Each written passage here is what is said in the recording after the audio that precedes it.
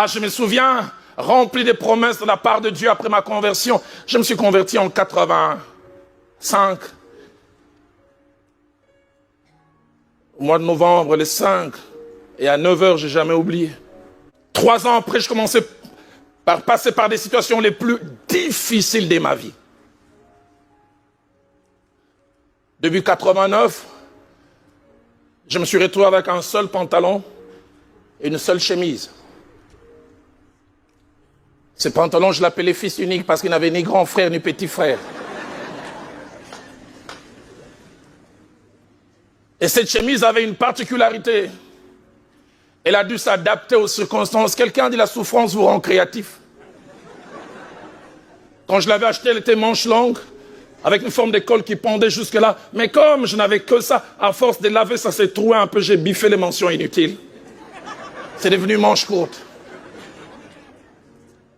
J'oublie jamais, un jour alors que je voulais sortir, je me suis rendu compte qu'au niveau de ce qu'il y avait comme col, ça s'est déchiré. J'ai enlevé, j'ai recousu, c'était devenu col Mao. Donc quelqu'un qui verrait cette chemise à ce moment-là n'aura aucune idée, ça avait un autre visage. Et j'oublie jamais, je rencontre un frère alors qu'on termine une réunion, on dit nous serrons la tête et jamais la queue, il me regarde et dit Roland, toi avec ton pantalon fils unique, et avec ta chemise qui s'adapte, est-ce que, qu'on se le dise, est-ce que tu es la tête? Je ne voulais pas dire je suis la queue, sinon je ferais honte à mon Dieu. J'ai dit, c'est vrai que je ne suis pas la tête, mais je ne suis quand même pas la queue. Au fond de moi, je me disais, je ne suis pas très loin.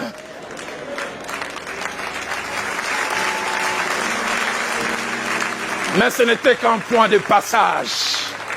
Ma Bible à moi dit, plusieurs maux atteignent souvent les justes, mais l'Éternel en délivre quelquefois, de temps en temps. L'Éternel en délivre toujours. Dites avec moi, Dieu fidèle.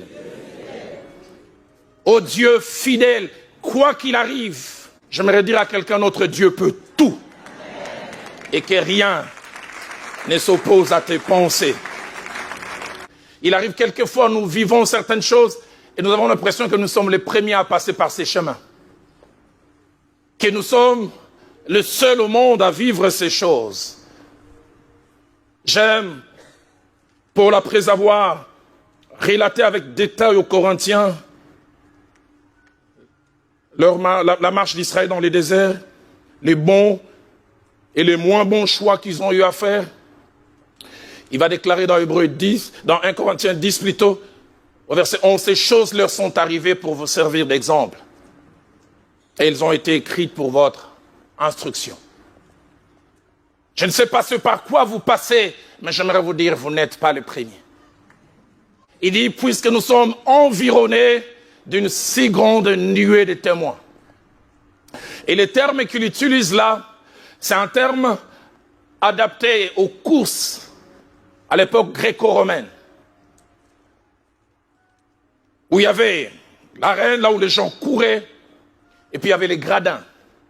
Quand il parle des témoins, il veut dire la course de votre vie, vous avez des témoins sur les gradins. Des gens qui ont couru les genres de courses que vous courez. Il veut dire à une femme qui a des problèmes de conception, tu as un témoin qui s'appelle Anne, qui dans les gradins te dit courage. Ce que tu as connu, je l'ai connu aussi. Tu vas t'en sortir. Tu as accusé faussement. Tu as un témoin qui s'appelle Joseph, qui dit, j'ai connu ça, t'es pas le premier. Le Dieu qui m'a fait sortir, te fera sortir aussi. Nous sommes environnés d'une si grande nuée de témoins. Quelqu'un entend Job qui lui dit, petit courage, ne lâche pas. Je vivais des situations que je ne comprenais pas, mais à la fin, Dieu m'a fait sortir. Et Job pourra te dire, au beau milieu de ma crise, j'ai fait des déclarations. C'est vrai, ça venait du cœur. Mais il y avait une lutte entre mon cœur et ma tête. J'ai dit souvent chez nous à l'église à Kinshasa, il m'arrive souvent, d'avoir une évangélisation interne. Des choses pour lesquelles mon esprit adhère, mon âme et mes émotions difficiles à suivre. Et David en parle mieux dans cette évangélisation interne. Dans Psaume 42, quand il dit « Pourquoi t'as battu mon âme ?» Espère en Dieu, car je les louerai toujours. Moi, l'esprit, je crois, mais le problème, c'est toi, l'âme. Pourquoi tu t'abats? Et Job pouvait dire aussi, j'ai connu la même situation. Au beau milieu de ma crise, je me suis levé, j'ai dit, mon Rédempteur est vivant. Il s'élèvera les derniers, et il ajoute, mes yeux les verront. Pas ceux d'un autre. Il arrive des fois à vous déclarer la parole de Dieu, et votre côté réaliste vous dit, ok, c'est bien de déclarer comme ça, mais on va voir. J'aimerais rassurer quelqu'un. Plusieurs avant vous ont connu ce que vous connaissez. Vous allez finir par vous en sortir. Je ne sais pas, quand je préparais ce message, Dieu m'a donné ce drôle de message de dire à quelqu'un. Dieu m'a dit de dire à quelqu'un, dans les jours qui viennent, joie et tristesse vont déménager. La tristesse va déménager, elle va quitter ton cœur, elle va passer dans les camps de tes ennemis. Mais la joie qui est le partage de tes ennemis aujourd'hui qui se moquent, oh, c'est pour un peu de temps. Cette joie va changer de camp parce que Dieu va finir par se manifester dans sa fidélité. Je prie que Dieu nous aide à passer des stades, des opinions, au stade des convictions. Savoir que notre Dieu est non seulement l'alpha, c'est lui qui commence, mais il est aussi l'oméga. J'aime quand Dieu, au travers de sa révélation, dépose un savoir dans le cœur des hommes et des femmes. Quand on est en communion avec celui qui est mort et ressuscité sur la croix. Quand on est en communion avec Jésus-Christ. On devient subitement détenteur d'un savoir. Mon pasteur disait cette phrase que j'aime souvent répéter. Il dit, dans la communion avec Dieu, il arrive souvent que subitement vous savez. Vous ne savez pas comment vous savez, mais tout ce que vous savez, c'est que vous savez. Je sais que bientôt ça va marcher. Comment tu le sais? Je ne sais pas. Mais tout ce que je sais, c'est que je sais. 2 Timothée chapitre 1er verset 12. Alors qu'il passe par des tribulations, des moments difficiles. Écoutez cette conviction qui sort de la bouche de l'apôtre Paul. Il dit, je sais en qui j'ai cru. Et je suis persuadé qu'il a la puissance de garder mon dépôt jusqu'en séjour. La version française courant dit, j'en suis sûr, Dieu est assez puissant pour protéger jusqu'au dernier jour ce qu'il m'a confié. Dans Philippiens au chapitre 1er au verset 5, alors qu'il est en réclusion, enfermé, mais de la prison sort une source de foi inimaginable. Il écrit aux Philippiens, il dit pas je pense, il dit je suis persuadé. Je sais que je demeurerai et que je resterai avec vous tous. Comment tu le sais? Tu es emprisonné et tous les vents sont contraires, ils ont la force. Je suis persuadé que je demeurerai, que je resterai avec vous. Il est l'alpha et l'oméga. Il est celui qui initie les choses ou les commence. Et souvent il part de rien ou de peu pour amener à l'accomplissement, c'est-à-dire à la plénitude. Si vous allez chez moi, au pays, vous trouverez plein de maisons inachevées. Et l'on se demande si c'est un projet pour ces gens. Capacité de commencer, mais pas capacité d'aller jusqu'au bout. Et l'une des choses que le Dieu de la Bible n'aime pas, c'est que l'on puisse douter de sa capacité à finir. Dans Luc au chapitre 18, versets 28 à 30, Jésus-Christ montre combien le fait de commencer, de ne pas aller jusqu'au bout, n'est pas une bonne chose. Il dit, car lequel de vous, s'il veut bâtir une tour, ne s'assied d'abord pour calculer la dépense et voir s'il a de quoi la terminer. Écoutez ce qu'il ajoute au verset 29, de peur qu'après avoir posé les fondements, il ne puisse l'achever et que tous ceux qui les verront se mettent à les railler. Une autre version dit à se moquer. Une autre version dit même à rire de lui. En disant, cet homme a commencé à bâtir et il n'a pas pu achever. Au sortir d'Égypte, alors que Dieu est fâché contre son peuple qui a fauté, qui a fabriqué un veau d'or, Dieu s'est révélé comme l'alpha qui les a fait sortir à bras forts et étendus, en brisant les eaux de la mer Rouge et en les faisant sortir au grand jour. Mais il est fâché contre eux. Et il dit à Moïse, je vais détruire ce peuple et avec toi je vais commencer une nouvelle génération. Moïse dit, dans Nombre 14, 15 à 16, si tu fais mourir ce peuple comme un seul homme, les nations qui ont entendu parler de toi diront, l'Éternel n'avait pas les pouvoirs de mener ce peuple dans le pays qu'il avait juré de leur donner. Ils diront, tu t'es montré comme alpha, mais tu n'avais pas suffisamment de moyens. Étonnant.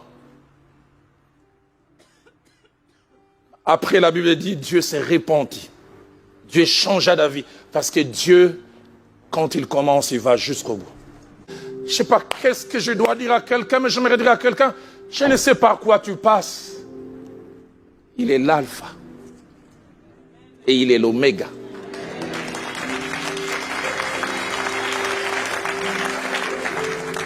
Et puis enfin, quand il dit, je suis l'alpha et l'oméga, il veut dire, après que j'ai posé le fondement, les temps, les circonstances, les hommes et les épreuves peuvent vous faire douter, mais ne peuvent pas m'empêcher de travailler jusqu'au bout.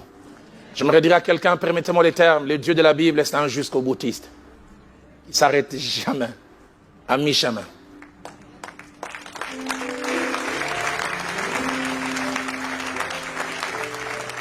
J'aimerais dire à quelqu'un, tes doutes ne font pas douter Dieu. Mon Dieu ne dépend pas de ce que tu dis. C'est pour ça que je dis, j'aime la sincérité de la parole de Dieu. Cet homme, ce jour-là, il avait une crise de spiritualité. Il voit Jésus, il dit, voici l'agneau de Dieu qui ôte les péchés du monde. C'est lui la solution. Et puis quelques temps après, il est arrêté. Il est en prison, dans sa cellule froide. Il appelle ses disciples.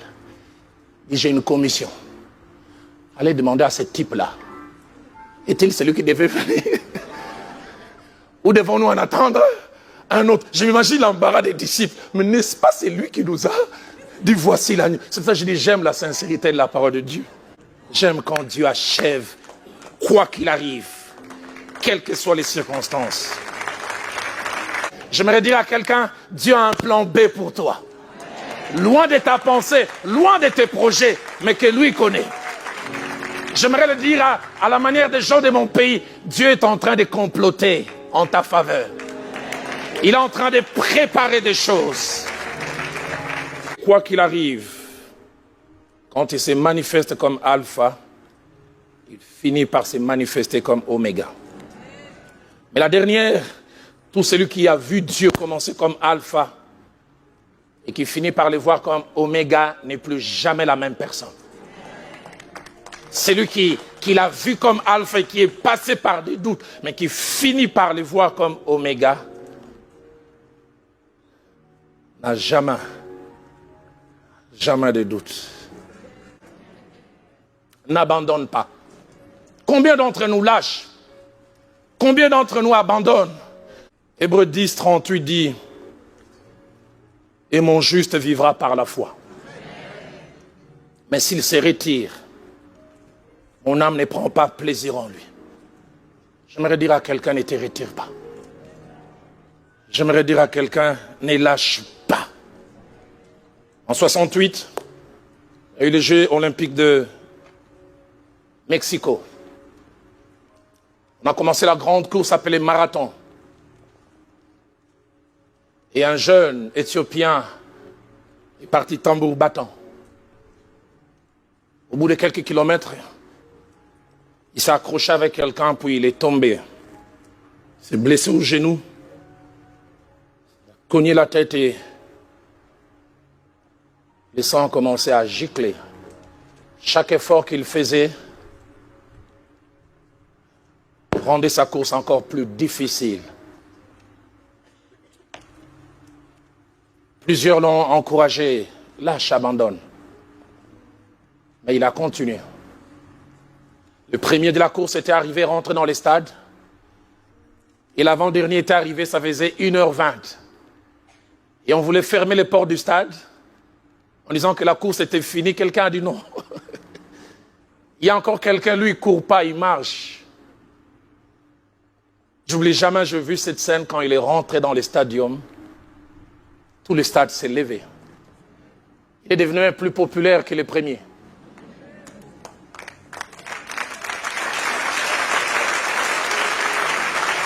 Il a fait les derniers mètres encore avec plus de difficultés.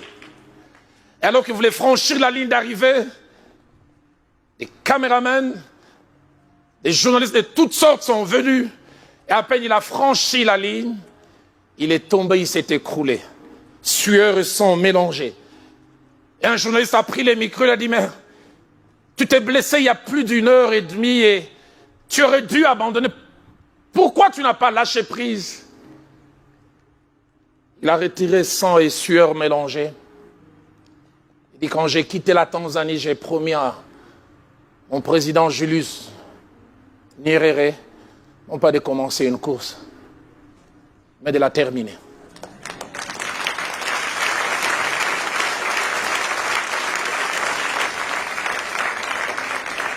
Il est l'alpha, mais il est aussi l'oméga.